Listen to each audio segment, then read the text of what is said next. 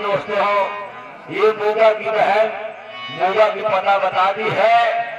अब बाजार में गई है मूंगा और उसके घर वाले भैया भाभी सब बाजार में गए हैं। देखिए आगे होता क्या है। और हम चल भैया अपन दुकान कर लिया लड़के हम बाजार लगाई। और उसके बाद निर्गुण में कहना क्या है, कैसे जा रहे हैं हम।